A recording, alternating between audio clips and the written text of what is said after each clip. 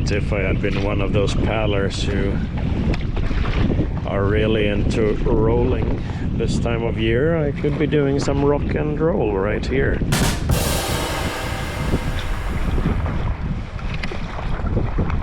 I remember seeing this place from a Google Maps satellite perspective. So it's interesting to see the same formations in real life. Out there is the Baltic Sea, Bottenhavet, and there's that lighthouse. And here are these rocks.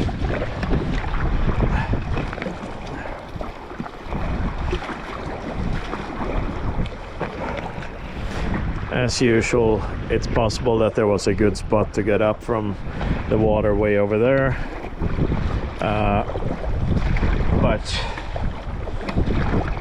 again, since I want to make sure I make good time, I'm not gonna try to go ashore. I'm gonna have some snacks right here in the kayak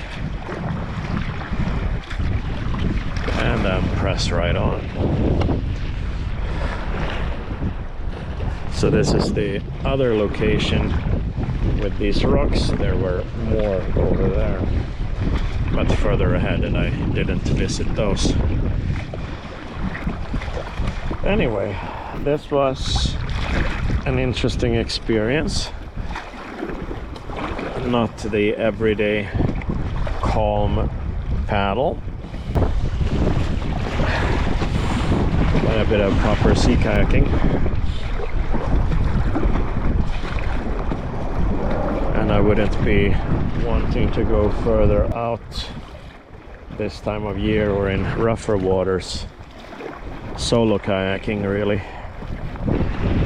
It's cold in the water, and dry suit and all, it's still dangerous to be out in these conditions. Alright, so break is over.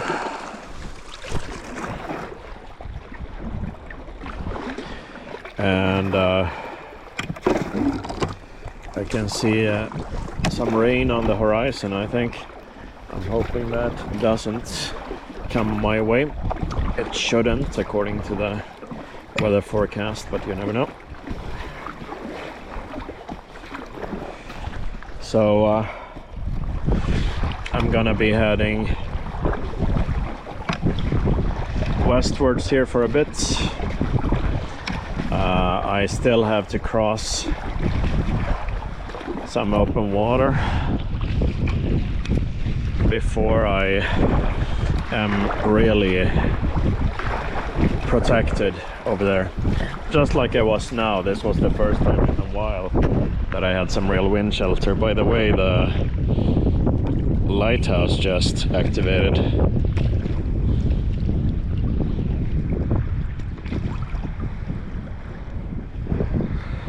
So anyway, I'm gonna be heading out again against the wind.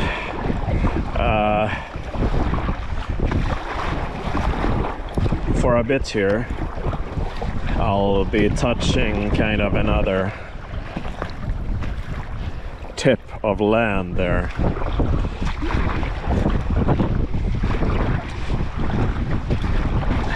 And then I'm gonna be heading to the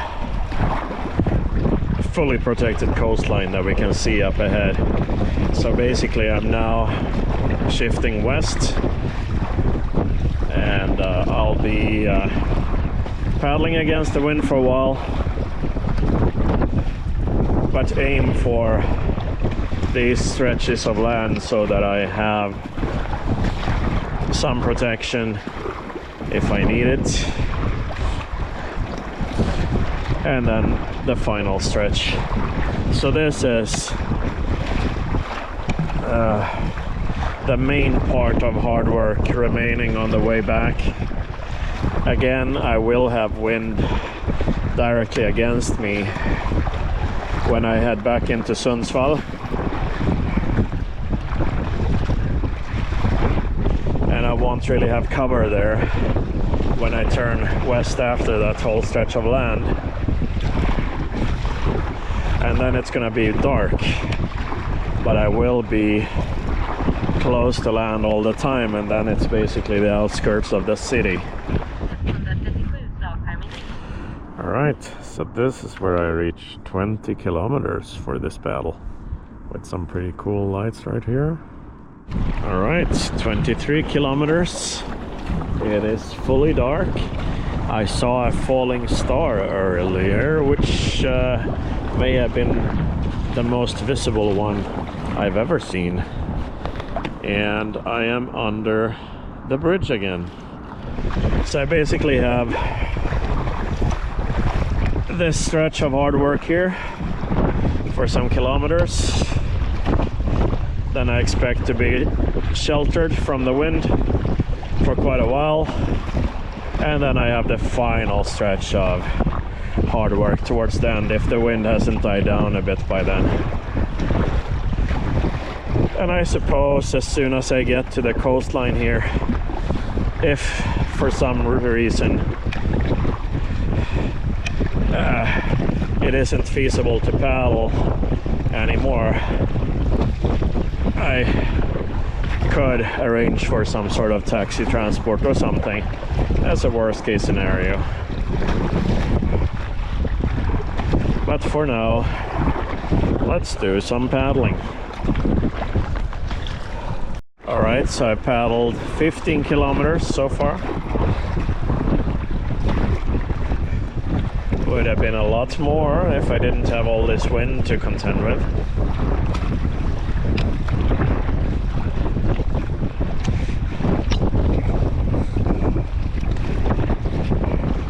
But anyway, I guess I'm keeping an average speed of about 5 kilometers an hour, which isn't too bad considering the wind against me and the fact that I'm stopping to check stuff out every once in a while and whatnot.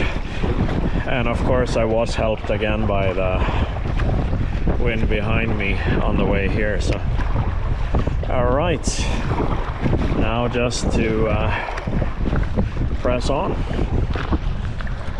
Alright, so the fastest way would be to go just directly against the wind, which I'm doing really. But I'm gonna try and hit that stretch of forest there, the right side of that section with the trees, and then see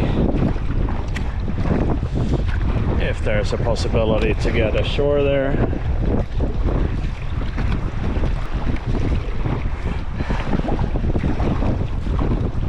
Or at least shortening the stretch of open water that I have to cross when the wind is directly against me like this. Alright, good exercise. So you know, I missed Swedish Sea Kayak Day because I was really not feeling well. I was a bit fluish and definitely under the weather. I still came to support the event by filming from land, which I haven't done before, and that was appreciated, I think. Got some photos of the kayaks in Hammarbystusen Lock and from land from different locations, and it was interesting for me to see as well. But obviously I didn't get to paddle, and that is a 33 kilometer sea kayak parade in central Stockholm. They had a windy day with winds maybe like what I've had here, but definitely not the same waves as I've had. But you know, since not everybody paddles the whole 33, because some people have their kayaks at kayak clubs along the routes. Some people might paddle 20 to 25, and I'm gonna be in that range. I'm gonna paddle more than 20 today, but maybe less than 25 kilometers. So in a way, now that I'm up and about again, this is my delayed Swedish sea kayak day paddle, you can say, even if I'm doing it solo instead of in the parade. So just thought of that. This is my compensation for not being there, one could argue, although it wasn't actually something I thought of until right now. So, but still. All right, it could become a nice sunset, but basically, since for the remaining stretch I'm just gonna be paddling, and I might not be stopping for all the stretch until I am back in the city. I'm gonna put my lights on now, at least the 360 light, because the visibility isn't that great with these clouds, and soon it's gonna start becoming dark, and I don't want to be trying to set that light up on the water as it's getting dark. So I'm gonna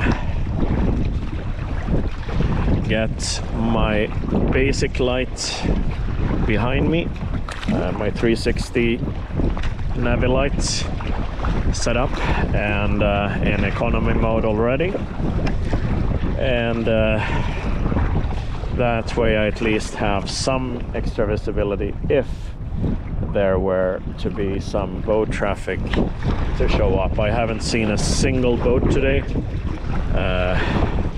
not a motorboat, not a sailboat obviously, and no kayaks or anybody on the water. I've been the only one out here that I've been able to see, but you never know. And yeah, with a bit of waves and low lights and these clouds and the gloomy conditions, you don't know how visible you are to a boat that's moving at some speed. So I do want to get some lighting up. Then of course, in addition to that, I have my headlight later if I need it, or once I need it if it gets dark, and then I have my Orbilock light directly on my PFD. So those three are the layers that I tend to use, and it's good to have them because you could always have one fail. I mean, the headlight might stop working, the Navi light might stop working, or you might not be able to reach it, etc. Then at least you have the light on your PFD directly, which is always good. So that's why I have my Orbilock always on my PFD, essentially. So I got about 4 hours to catch my train, which is a decent margin here in case I get delayed or whatever. I should absolutely be able to make that. So that's a lot of extra margin there, but I would like to have some margin also to have some dinner. So let's see about that. Alright, so this will be the first time I go ashore for quite a bit. There's still been a lot of wind against me, but it's definitely calmer here. And I mean, not right here, obviously here it's sheltered, but it's been calmer closer to land, so at least I'm making some headway, and I'm doing good on time. But again, as expected, I am gonna be paddling the last stretch in the dark eventually. The sunset is about to occur any moment, so I should have some light before I go into darker times. Avoiding some rocks underwater there.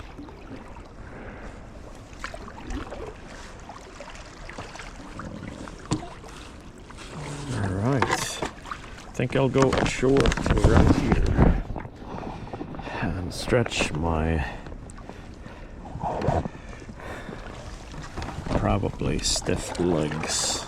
Just gonna try and find a spot where I might be able to go ashore without getting water in my boots. Would be nice if that were possible.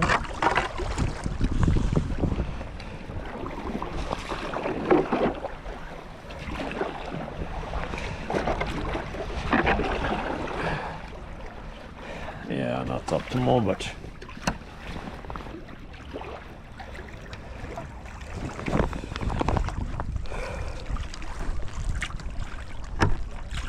thank you for watching. If you enjoyed this video, please like and subscribe in order to stay updated on new videos and help others find information on this channel. Happy paddles!